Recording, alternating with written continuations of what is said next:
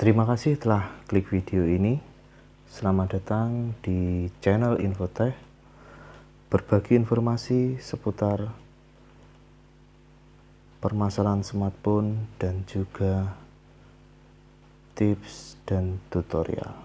Selamat menonton.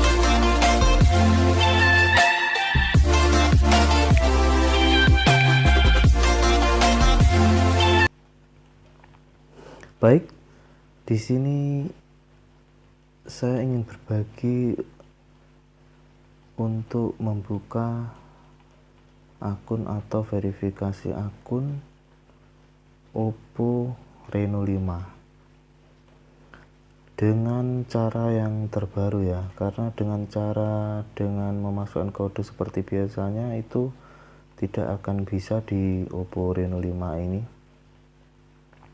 Sudah saya coba bintang 813 pagar dan juga bintang 812 juga tidak bisa. Maka kali ini saya akan berbagi tips untuk membypass akun FRP dari OPPO A5 ini. Silahkan teman-teman saksikan, simak dengan baik-baik, jangan sampai terlewat. Semoga bermanfaat.